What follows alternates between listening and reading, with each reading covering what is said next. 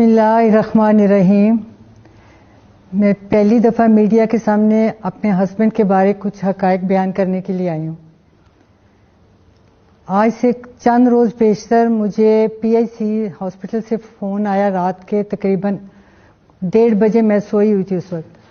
اس phone call پہ میں اٹھی, گھبرا کے میں نے پوچھا, پتہ چلا کہ جی ڈاکٹر صاحب بول رہے ہیں پی آئی سی سے, تو آپ کے ہسبینڈ کے بارے میں بات کرنی ہے. میں بڑی پریشان ہوئی. میں نے کہا وہ تو کیمپ جیل میں ہے, تو آپ ادھر سے کیسے بول رہے ہیں؟ انہوں نے بتایا نہیں, انہیں ایمرجنسی میں ہمارے پاس لایا گیا ہے کہ ان کی اچانک طبیعت خراب ہو گئی ہے, تو آپ میڈم جتنی جلدی ہو سکے ان کی ساری میڈیکل رپورٹس لے کر ہمارے پاس پہنچ جائیں. میں جیسے تیسے جلدی کر کے ہاسپٹل پہنچی. وہاں گیٹ پہ پولیس کی بہت بڑی نفری موجود تھی. میں نے ان سے ریکویسٹ کی کہ مجھے 2 منٹ کے لیے اندر جانے دیں, مل لیں ان سے. 2 سے تیسرا منٹ میں نہیں لوں گی.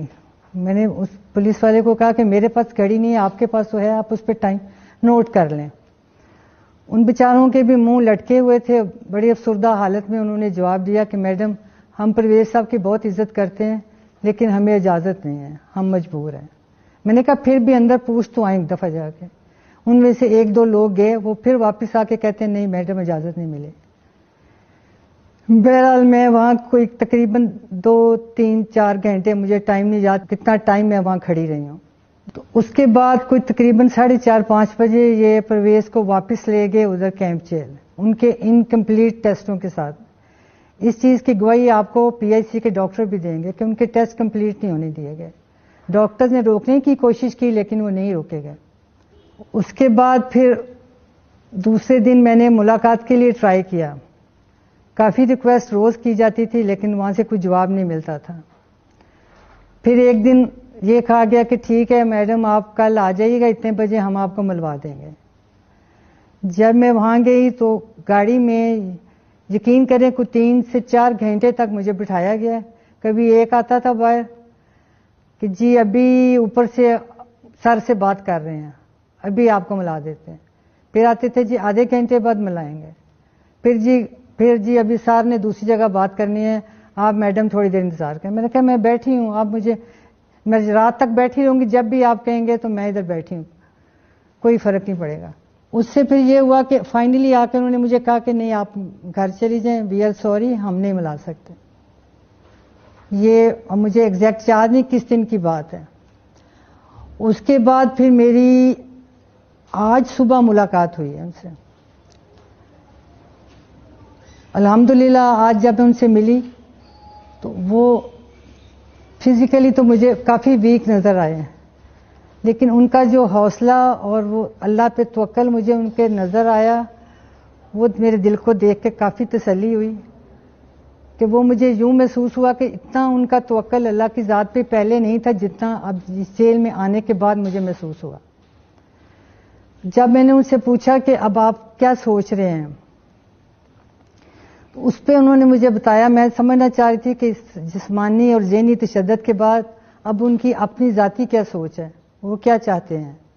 اس پہ انہوں نے مجھے بتایا کہ میرا پہلے سٹینڈ اور پہلے جو میرا سٹانس تھا میں آج بھی اسی پہ قائم ہوں. میرا آج بھی وہی موقف ہے جو پہلے تھا, اور آج بھی اسی پہ قائم ہوں, اور انشاءاللہ تعالی آئندہ بھی میں اسی پہ قائم رہوں گا. یہ ساری فیملی کے لیے بھی میرا یہی پیغام ہے اور باقی لوگوں کے لیے بھی یہی ہے. اس پہ شکر ہے, مجھے دل کو کافی تسلی ہوئی. لیکن جو انہوں نے مجھے جیل کے حالات بتائے وہ میں آپ سب کو بیان کرنا چاہتی ہوں کہ جو جیل میں پنجاب کی ساری جیلوں میں جب مجھے پتا چلا ہے کہ ہر قیدی کو سی کلاس قیدی کو, وہ بھی سی کلاس میں ہے, کوئی اے بی کچھ نہیں ہے, کوئی بھی بندہ وہاں سے چیک کر سکتا ہے. جس کسی کو بھی میری اس بات پہ ذرا سا بھی شبہ شک ہوئے وہ وہاں سے بآسانی چیک کر سکتا ہے کہ میری اس بات میں کتنی سچائی ہے. اور سی کلاس سے مراد وہ ہے جو کہ پاکستان کے پنجاب کے ہر شہری کو سی کلاس والے کو جو سہولتیں میسر ہوتی ہیں ان کو وہ نہیں دی گئیں. میرا صرف یہ سوال ہے, میں یہ جاننا چاہتی ہوں, 77 ایئر ان کی ایج ہے, اس شخص کے ساتھ یہ ظالمانہ سلوک کس لیے کیا جا رہا ہے اور یہ جبر و استبداد کس وجہ سے. آخر ان کا قصور بتائیں، اتنا بڑا کیا قصور ہے، اور یہ ہماری سنوائی کیوں نہیں ہو رہی، اس کی کیا وجہ ہے؟ کہیں داد رسی نہیں ہو رہی۔ میں صرف اس وجہ سے سامنے آئی ہوں کہ اس چیز کا مجھے کہیں سے کوئی جواب تو دے کہ کیا وجہ ہے یہ سب چیز کے، کہ جو بنیادی حقوق ہیں عام شہری کے، ان کو عام شہری سمجھے، عام قیدی سمجھے، عام قیدی کے طور پہ تو ان کو سہولتیں ملنی چاہیے یا نہیں چاہیے؟ مجھے صرف اس چیز کا جواب چاہیے کہ یہ سب کس لیے ہے۔ اور شکر ہے اللہ کا، الحمدللہ ان کا توکل اللہ تعالیٰ کی ذات پہ مجھے دیکھ کے بہت خوشی ہوئی ہے کہ وہ ان کا بہت سٹرونگ ہے۔ پتہ نہیں اللہ جانتا ہے کس وجہ سے ہو گیا، کیسے ہو گیا، یہ اللہ کا ہی کرم ہے خاص ہمارے پہ، اور اس کے علاوہ تو اور کچھ نہیں نظر آتا۔ ہم تو گناہ گار سے لوگ ہیں، اور میں اس کے آخر میں مجھے جو ان کا توکل، ان کا بات چیت کا انداز دیکھ کے جو سمجھ آئی ہے وہ یہی سمجھ آئی ہے جو میرے ذہن میں بار بار قرآن پاک کی یہی آیت آ رہی ہے، وَأُفَوِّضُ أَمْرِي إِلَى اللَّهِ، کہ میں اپنے معاملات اللہ کے سپرد کرتا ہوں۔